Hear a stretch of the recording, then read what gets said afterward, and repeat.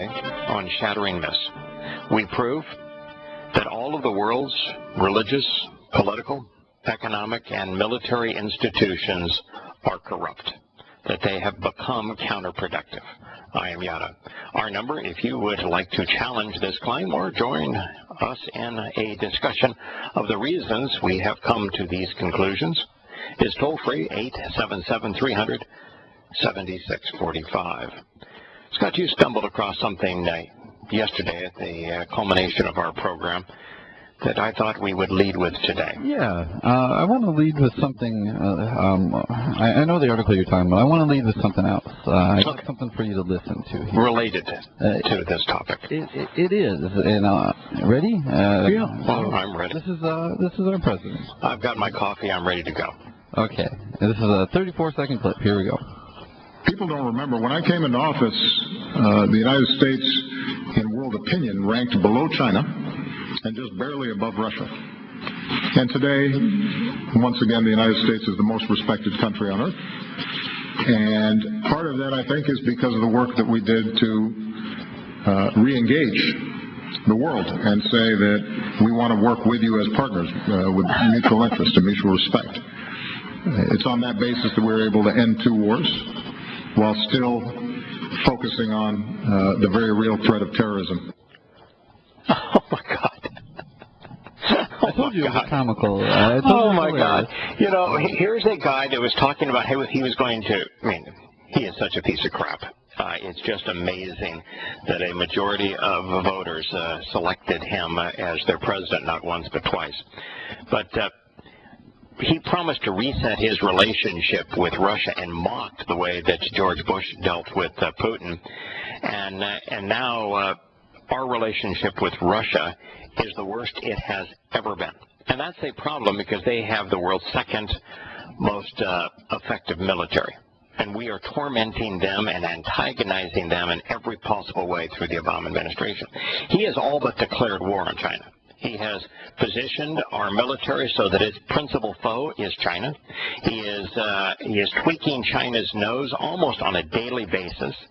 He has done everything he can to demean China and to lash out against China and position our military against them. And all the while, China has grown to the world's largest manufacturer, while the United States has lost that crown for the first time in nearly 2 centuries. Not to mention that he does all this while he abandons Israel, our one ally in the Well, that'll make you popular in the world, abandoning Israel. No question about that. It'll make you unpopular with God, but popular with the world. And on top of all that, he was president during this entire NSA scandal, where the United States was viewed as a complete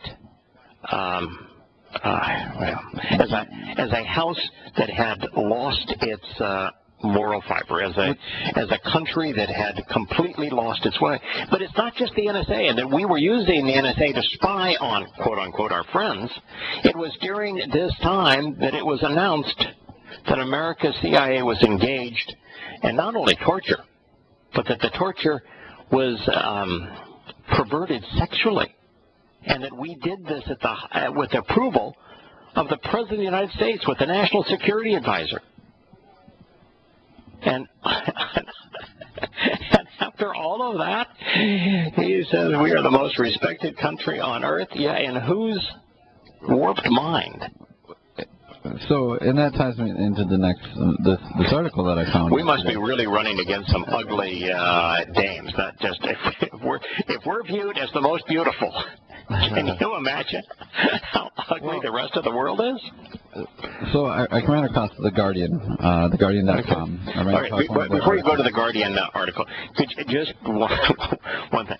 al-Rassooli has been on vacation the last 2 weeks. He'll be back this Friday with us. You know where he's been on vacation? No idea. He says that he wanted to find out for himself why Muslims hated Israel so much. And so he said, you know, I've been all over the Islamic world. I'm going to go to Israel. I want to see what it's like. He says he's lived all around the world, the United States, throughout Europe, the Middle East, on and on. He says he's never been in a place more vibrant, more exciting, better educated, freer, more alive than Israel. He says it literally was overwhelming in terms of the intellect and spirit, attitude, industriousness, and intellect of the place. He says, I've never been more stimulated. He says, I don't even have words to describe how much better Israel is than any other place I've ever been. Wow. That's a ringing endorsement. Yeah, from a former Muslim. True, yeah. Yeah, and he's an Arab. So is it jealousy? So, all right. So we have the Abominators talking about how he has lifted the prestige of America while we have revealed that America at the highest levels engaged in torture, that America was spying on its own citizens, their cell phones, their internet use. We've announced that America is flying, the FBI is flying an Air Force to spy on Americans, that the NSA was spying on our friends abroad. Yep. We have engaged in nothing but failed wars, and the war that we engaged in Iraq turned out to be such a disaster that we broke that country and turned the entire region into the most savage war that's been experienced on our planet for, well, better part of 70 years. And we're solely responsible for that. And yet he wants us to believe that his leadership has turned America into something that we ought to revere and respect. Yeah, yeah. But yet, with all that said, it is The Guardian, a UK paper that came out with this story that you're not seeing in any of the major U.S. stories. U.S. stories. So, The Guardian view on surveillance after Snowden, and outlaw rewrites the law.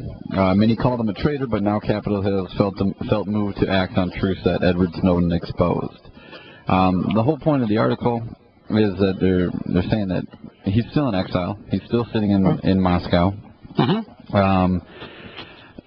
Knowing that still labeled a traitor and a criminal by the President of the United States, by the State Department, and by Senator John McClown. Yep, and he knows that if he ever comes back to the West, he's going to, at the best, he winds up in jail. Yes, zero chance of a fair trial in America. Yep, at best, he winds up in jail. At worst, he's killed. So he's the one that sparked the whole global debate. Right. And the whole article. And the debate was just closed in the United States. The President and Congress have both acknowledged that the NSA was acting in an unconstitutional fashion and that it was inappropriate to engage in search and seizure of private information without a court order or without probable cause. And so it was proven the NSA was perjuring itself, its leaders lying to Congress. So everything that Snowden revealed, the U.S. government has now acknowledged needed to be revealed because it was wrong. But yet he still remains a criminal. So how is it that the person who has the wisdom and courage to expose a gargantuan problem in America, one of the greatest departures of civility in probably American history. I mean, it could rank up there as the most egregious and unconstitutional act by the U.S. government in its entire history, depriving Americans of their freedom and their privacy. That how is it that the man who revealed this, now that it's been acknowledged as being wrong to have done so. And he revealed it through The Guardian. The Guardian was the one that broke the end of the story. And he is in exile, labeled a criminal and traitor. And yet the people who just reined the NSA in are considered law-abiding leaders whom we should respect. And there's not a single U.S. periodical, not a single U.S. military or media outlet that picked up on that connection. The perspective It's been 2 years. Came from The Guardian in the UK. It's been 2 years now, as well, since they first came out with since the whole Snowden thing's been going on. Yeah. And no one has had the decency to say, man, we ought to be acknowledging him as a hero, as a man who actually deserves the title hero. Well, as a man who served his country, sacrificed mightily on behalf of his country, gave his country the ultimate gift. Well, the whole story is about how the rest of Europe has reacted to the NSA stuff. They've all made they've taken various steps to shield themselves from the United States, including no longer engaging in business with America's leading technology companies. I mean, America doesn't have much left that we can sell to the world, but our technology, whether it be Google, Microsoft, IBM, Hewlett-Packard, these were companies, Apple, that we could at least compete intellectually, in business, internationally. And almost all of these foreign countries don't even allow American companies to bid on projects because the U.S. government has forced the U.S. companies not only to give them all access, but even the hard drive companies, the companies making your hard drives for all your computers, they forced them to allow the U.S. government to design those hard drives so that when the U.S. government pinged those computers, all access to those computers was given to the U.S. government. And so who wants to deal with any American company? Why would you want to deal with Seagate as a hard drive company, knowing for certain that they have set their own access to your computer? If you're a European country, do you want the United States NSA to have access to every computer that's engaged in your government? Well, I'm an American citizen, and I don't want that. I don't want that, no. So why would they want it? Yeah. I mean, it's just pathetic. We have become a Gestapo nation. And I would say that the Gestapo label may be too kind when applied to America. Statement, we're delusional at the top. We're delusional. We're delusional at the top. Megalomaniac and delusional. Megalomania. That's what we have become, and wholly and completely delusional. We've lost our way. We have no moral compass. Scott, you were a little bit concerned that the President of the United States, who is known to lie every time he opens his mouth, might have misrepresented the position of the United States and exaggerated his achievement. And so when you looked up world's most reputable countries, what you found is that Forbes magazine is a leader in doing these kinds of rankings and analysis, and their most recent analysis doesn't show the U.S. of A. as numero uno, does it? We're not number 2 either, are we? Well, okay, we're not in the top 5. We're not in the top 10. We're not even in the top 20. Okay. Okay, so we are ranked number 22. Okay, so the Abominator was off on his national rankings by 21 places. Okay. Okay, so now then, why don't you share with our listeners some of the countries that are highly ranked above the U.S. of A., the abomination?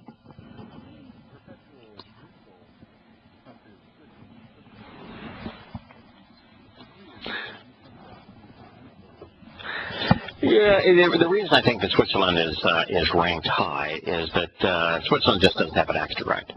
Yeah, Switzerland are they're not trying to decide in the Ukraine as to which side is right, or as the case of our program, how both sides are wrong.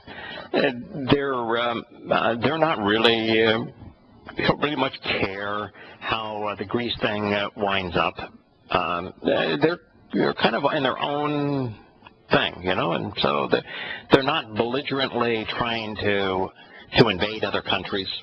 Yeah. They don't have a massive military, you know. So, yeah. Okay, so Canada's Switzerland. number 2. By the way, have you ever been to Switzerland? I've never been not? to Switzerland. No, okay. No. Switzerland is beautiful from a topography point of view, as you might imagine. It's in the Alps. It's gorgeous. One of the things about Switzerland, though, is that they must have a law for everything. I mean, I swear, if you want to fly fish, you can only fly fish on the western bank of a stream on Fridays, and only with catch and release for 3 weeks out of the year. They curb their cows. I mean, you can't even be a cow and step across a ribboned line. I have never seen a country with more rules. I mean, I could no more survive, and I like to visit Switzerland, but I could no more live there in the man in the moon. I mean, they have rules for everything. That's rules gone amok there. Okay, so Switzerland's number 1. Here's a country I have been to. Number 2 is Canada. America's hat. America's hat. You know why Canada is number 2? Is that they have recently established governments that are closer to being willing to call a spade than others. Now, it's not great. They still lie about the nature of Islam and the threat of Islam, and they do have hate speech rules. I'm a criminal in Canada for having told the truth on a radio program. So the truth is not an alibi when being accused of hate speech. Well, give it time. If you read from the Quran, you would be accused of hate speech, as I did. All right, so America's hat. Well, give it time. We'll probably get criminals here in a matter of time. Oh, just a matter of time. Yeah, they'll change the laws, and I'll be a criminal here. Yeah. So, and then you can run into the unusuals. You got, Australia, New Zealand. They're in the top 10. The Netherlands. And I think we've talked about on this program. If I could get my family to move with me, I would move to New Zealand in a heartbeat. And my second choice would probably be Australia, in terms of wonderful places to live. So New Zealand gets my nod. And then Australia would be a close second. Okay. So they're top 10. And then we have the entire Axis powers of World War II. You didn't list all 10 countries that were in the top. I didn't list well, them. Where are a few others that are ahead of the United States? Oh, well, you got Sweden, Finland, they're top 5, Norway, Denmark, pretty much every country. Yeah, I love those Baltic countries. I mean, they are really, really aesthetically beautiful. Yeah, gosh, I mean, wow. You go to the Baltic. I mean, it's. I don't like the long winters up there. I wouldn't choose to live there, and they're all way too socialistic for me. But beautiful. Yeah, beautiful. Okay. So then what do you have? Well, then we hit in the next 10. You have the entire Axis powers of World War II. Germany, Japan, even Italy is in there. If Italy's ahead of you, you're in really serious trouble. I don't know if you watched any of the Amanda Cox trial, but I mean to tell you, you don't want to be accused of a crime in Italy. So we found that the megalomaniac, the abominator, misled his audience when he says, hey, remember when the old United States, when we had a bad reputation, we were no longer numero uno, but thanks to my guidance, thanks to my leadership, thanks to me resetting relations with the rest of the world, now we're numero uno, most respected nation on earth. Well, we're now through about 15 nations that are more respected to the United States. We sit in at number 22. You've just listed the Axis powers, Germany, Italy, and Japan, as the head of the United States. I'd ask you, who won World War II? Obviously, Germany, Italy, and Japan as the Axis powers. Okay, who's after that? Well, then you get Germany came in at 10, Japan was 14, Italy was 16. At 11, you have Austria, Belgium, Ireland. Austria is also part of the Axis powers. Okay, go ahead. Austria, Belgium, Ireland. The United Kingdom comes in at 15, in between Japan. Can you imagine Ireland? Ireland announced a couple of years back, by the way, that the Roman Catholic Church, which is dominant in Ireland, had sadistically tortured and sexually harassed 30,000 young boys and girls. And that country is ahead of the United States. Boy, on the respect scale, that's not so good. You have France on that list too, don't you? Number 8 through 15 are all within 6 points, 6 of the ranking points. So they're all, I mean, they're all right in that same area. Okay. France is at 17. Spain is at 18. France is in a downward death spiral economically. Spain is absolutely bankrupt. Spain is right there with half a breath behind Greece and Italy in terms of being bankrupt. So okay. Now I think you even got Portugal somewhere in that list too, and Portugal is even is about neck and neck with Spain in terms of being a debtor nation. I was just going to say Portugal is at number 19. We are now within the United States. Huh? We are now within 6 points of the United States. Can you imagine the United States is trailing Portugal in world respect? The three directly in front of the United States are Portugal, Singapore, and Brazil. Brazil, boy, did you see the World Cup and to see just how impoverished Brazil is, how serious the crime problem is in Brazil, where if you go 2 blocks in the wrong direction in any metropolitan area in Brazil, you're as good as dead. So the way when I went through this list, the way that I see it is that if you're within 6 points, those are probably your comparable ones. People that plus or minus 10% in terms of the respect relationship. So who are our compatriots? Here are the countries that we are within 6 points, or they were within 6 points of us. Okay. Portugal, Singapore, Brazil, the Czech Republic, Poland. The Czech Republic is a country that grew out of the explosion of Czechoslovakia. Czechoslovakia and Yugoslavia were both sliced into little pieces, and so the Czech Republic isn't old enough as a country to even have a reputation. Okay. What was the next one? Poland, Thailand, Argentina. Poland. Poland, for crying! Man, I've been to Poland, and Poland was a mess before World War II. It's a mess now. Man, oh, good grief! Poland was the one of the countries that in all fairness, Poland was abused by Hitler and by the Bush family. George Herbert Walker Bush and Prescott Bush et al. Abused by the Bush family, and the concentration camps like Auschwitz are just inhuman. And what they did, the Germans did to Warsaw is unfathomable. And the Russians were more abusive to Poland than even the Germans were. But Poland is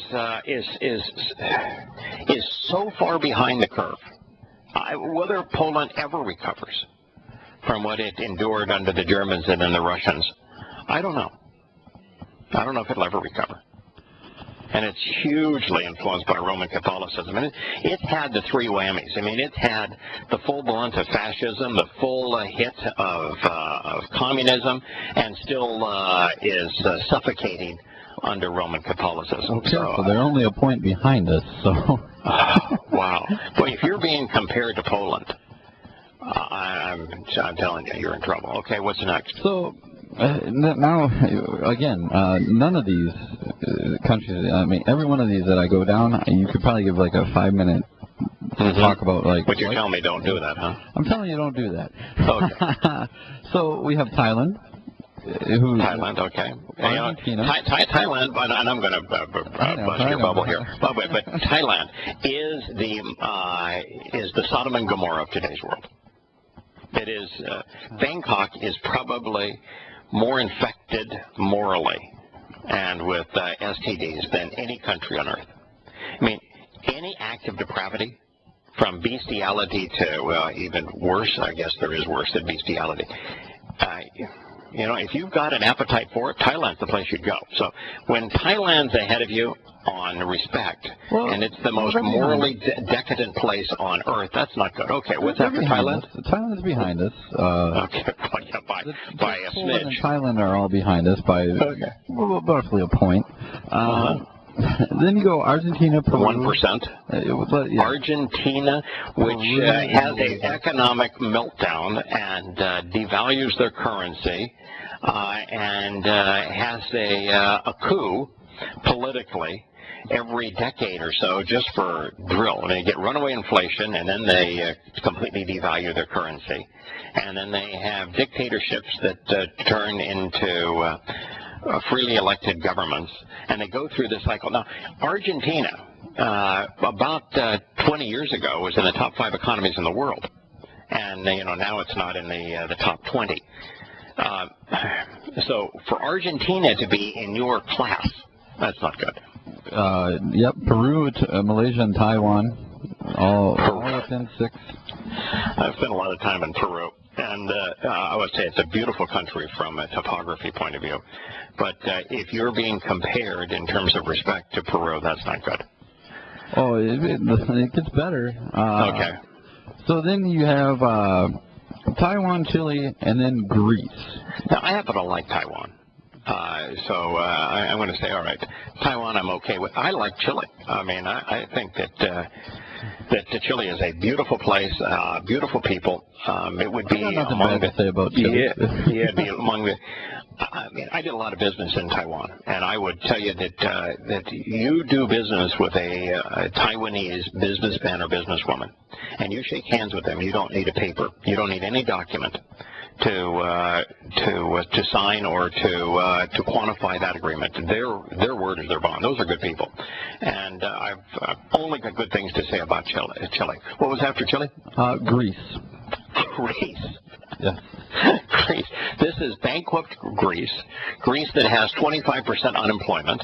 This is the Greece that said we're going to welch on all of our debt, that we're not going to pay anybody back, that has a communist prime minister now, that won on the basis of we're not going to pay our debt to the world. You loaned us the money. We begged for it. We promised that we would pay it back, but now that we've got your money, we're not going to pay it back. But by the way, you need to give us more money. That Greece? Yeah, the Greece that's only four points behind us. Yeah. By the way, Greece is not significantly more in debt than the United States.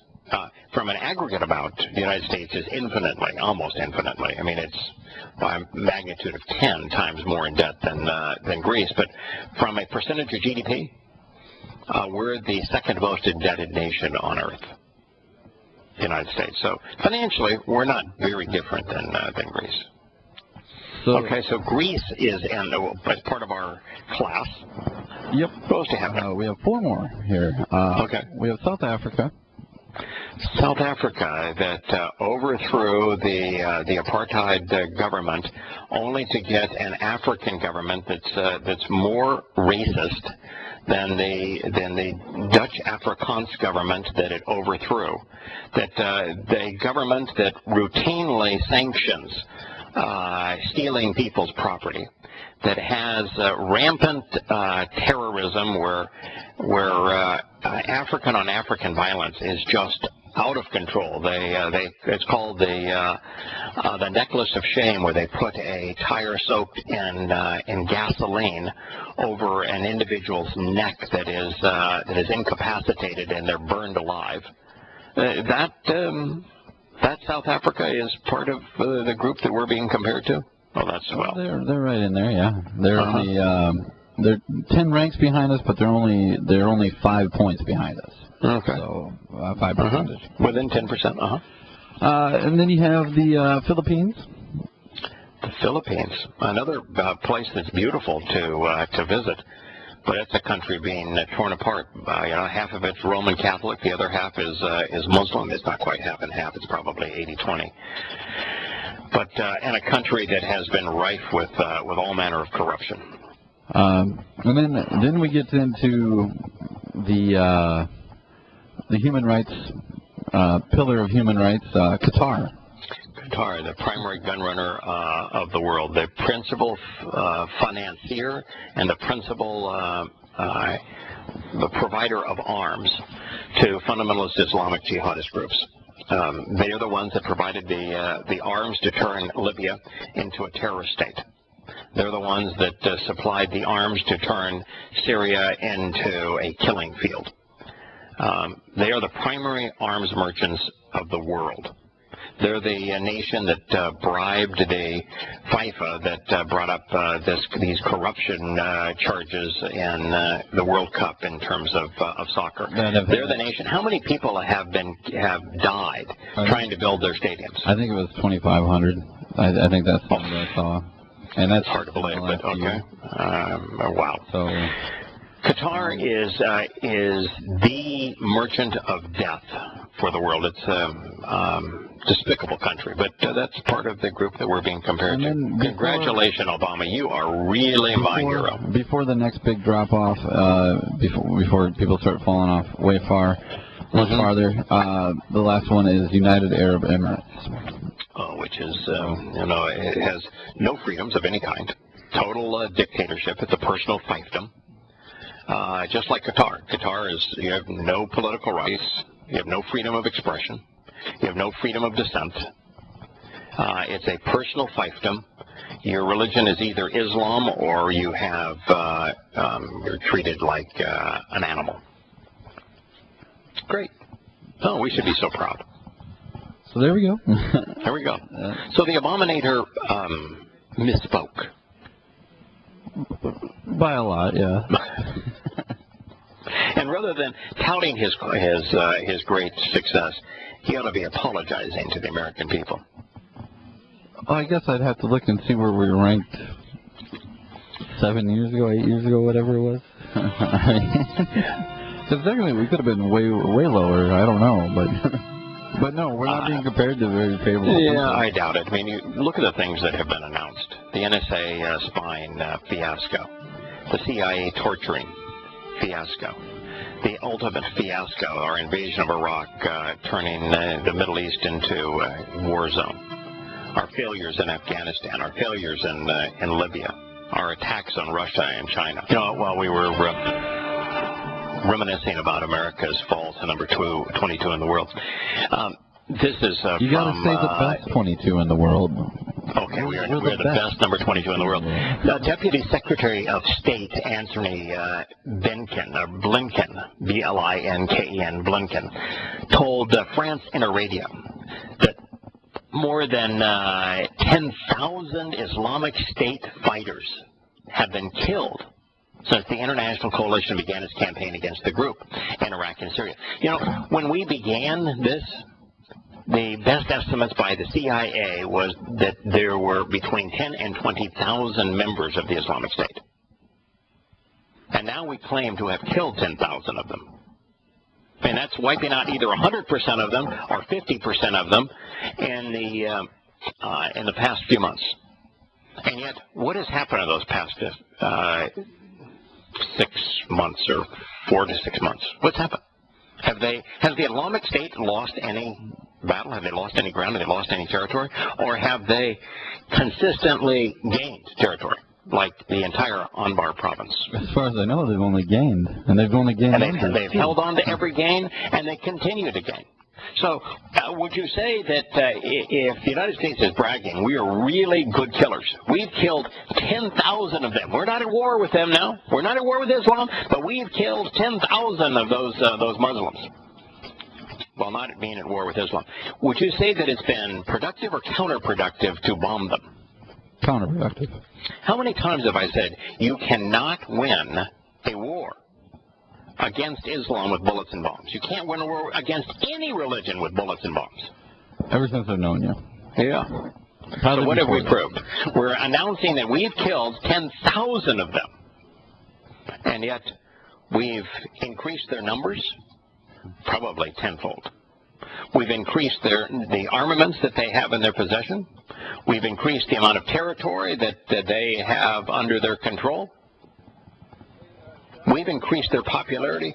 We've increased the status of the Islamic State in every possible way while using bullets and bombs to kill 10,000 of them.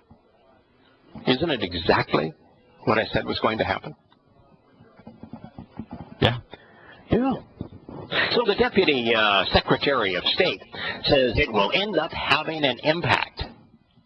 But he warned that the Islamic State remained resilient and capable of taking the initiative. Well, no kidding, Sherlock. He spoke of after the coalition met in Paris to discuss the strategy in Iraq.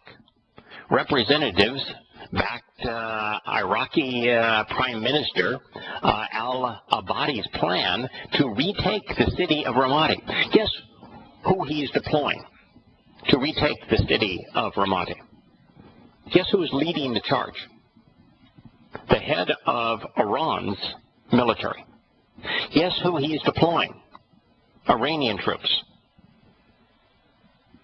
The backup to the Iranian troops is Shiite religious militias. And you know why the Islamic State were able to take Ramadi? It's because the U.S. armed forces in Iraq, which were entirely Shiite, were bombing the living bejesus out of them. And so they reacted and said, the hell with you. And because now in Iraq, after America broke it, Sunnis have no rights. They can't even flee as refugees. And yet, the world powers are backing this Shiite leader's assault on the Sunni city.